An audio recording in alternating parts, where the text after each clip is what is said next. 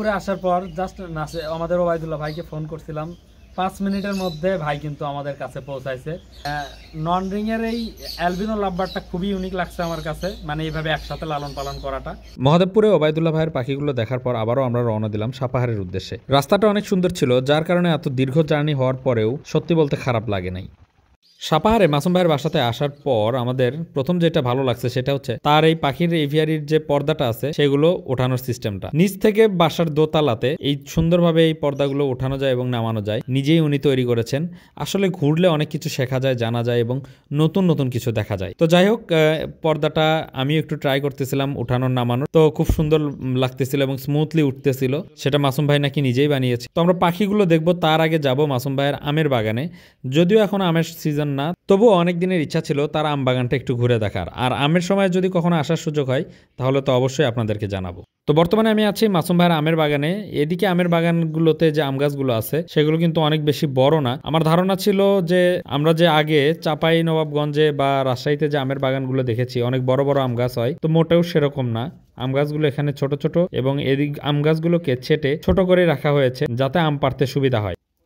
এখানে যদি কাটেন তাহলে এখান থেকে যখন 5-6টা যখন বেরোবে, এই ডালটার তো 5-6টা কিন্তু বেরোবে, তখন আমি বলি তখন কিন্তু আপনার ঝোপ হয়ে যাবে। ওই জন্য স্পেস করে কাটা যাবে কাছে দিয়ে। ডাল কাটতে কাটতে হাত ব্যথা ধরে যায় কাছে দিয়ে। একটা গাছে তো আধা ঘন্টা পার হয়ে যাবে মনে হচ্ছে। হ্যাঁ, তা তো অবশ্যই। যত ট্যাগ দেখি আমাদের এই জমিটা 6 জন নিয়ে কাজ করছি। কয়দিনে হয়েছে? 3 দিনে হয়েছে এই জমিটা।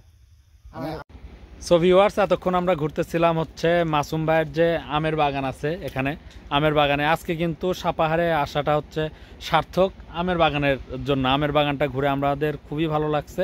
আর এখন পর্যন্ত আমরা পাখি দেখি নাই, একটু পরে আমরা পাখি দেখবো এবং আপনাদেরকে দেখাবো।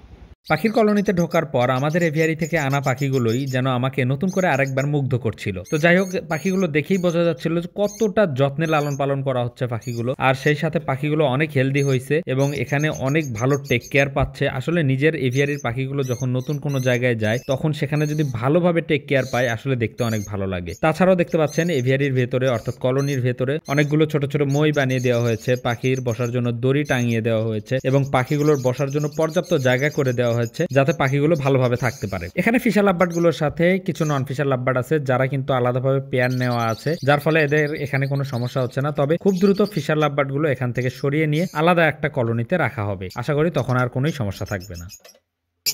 নেট দুর্বল ভাই, এই নেট চলবে না। এই নেট চলবে না, এই নেট চলবে না। এই নেটে জং আসলে তখন কাটবে, এখন কাটতেছে না, জং আসলে কাটবে।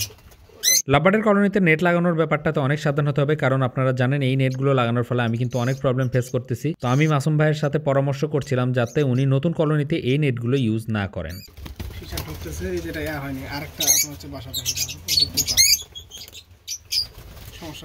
দেখি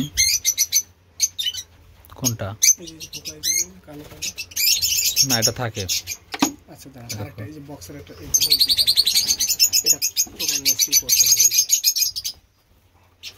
ওই পাশ দিয়ে দরজা করছি। বুঝছি, দরজা ওই পাশ দিয়ে করলে ওই আসবে। এটি না, পাখি আছে এটা পড়তেছে আর কি, ডিম হয় না। এখানে একটা করতেছে মানে নন রিং এর একটা, আর এটা মনে হচ্ছে এটা রিং এর সম্ভবত, আর এটা নন রিং এর। আর এখানে একটা ইদানিং ডিম দিবে এতে আছে, আপনার হচ্ছে ঝুলে আছে ডিম। আর এটা একটা রিং এর করতেছে, ইদানিং দেখতেছি টানতেছে না ঠিক।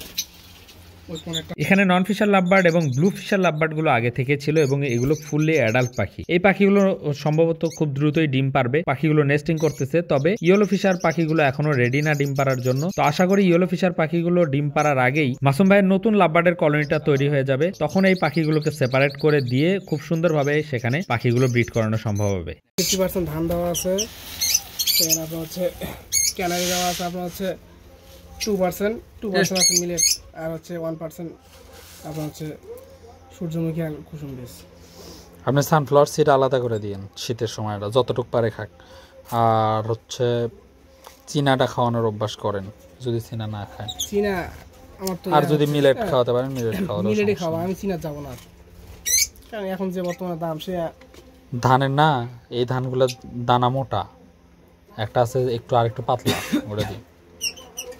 আমি দিয়েছিলাম, ওর বলছিলাম, কিন্তু আমার সঙ্গে করছে, ধানটা একটু নরমালি হয়েছে, এরপরে চিকনটা। আলহামদুলিল্লাহ সর্বোচ্চ ভালো মানের খাবারটাই কিন্তু মাসুম ভাই পাখিদেরকে দেওয়ার চেষ্টা করতেছে। তার সিড মিক্সের রেশিওটা আমি দেখছি খুবই সুন্দর। তো যাই হোক, এই বারান্দাটাতেই কিন্তু নতুন কলোনির প্ল্যান চলতেছে। আশা করি খুব সুন্দর একটা কলোনি হবে। কাঠগুলো এনে উনি রেডি করে রেখেছেন। তো যাই হোক, খুব দ্রুতই হয়তো সুন্দর একটা কলোনি এখানে পাখিদের জন্য উনি সেট আপ করবেন। সেটা নিয়ে আমি, রনি ভাই এবং মাসুম ভাই অনেক ডিসকাস করলাম। তো আমি আবারও চেষ্টা করব মাসুম ভাইয়ের এই কলোনি এভিয়ারিটা রেডি হলে আবারও আসার। আর আমের সিজনের তো অবশ্যই আসবো, উনি আমাদেরকে অবশ্যই আসার জন্য বলেছেন এবং আমের বাগানে আমরা এক রাত থাকার প্ল্যান করতেছি এবং সেটা অনেক মজার হবে আশা করি। সেই সময় অবশ্যই একটা সুন্দর ভিডিও করে আপনাদেরকে দেখাবো।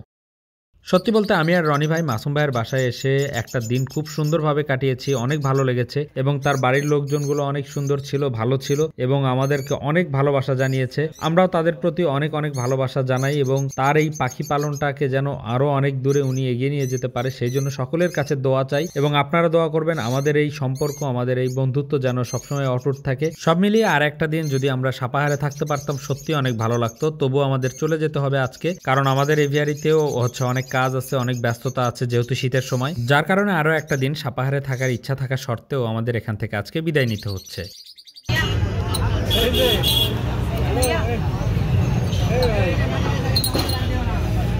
জয়পুরহাটের মানুষ কি গ্লাসে চা খায় নাকি? থেকে শুরু করে আপনার রাজা বেড ওই পুরোটাই আপনার গ্লাসে চা, কোনো কাপ নাই।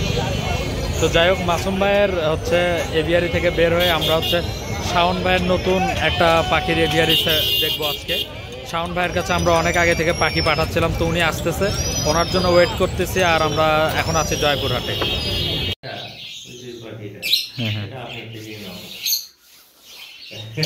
যার থেকে আমি নিয়েছি ও আপনার থেকেই নিয়েছে, এটা প্রথম জোড়া নিয়ে এসে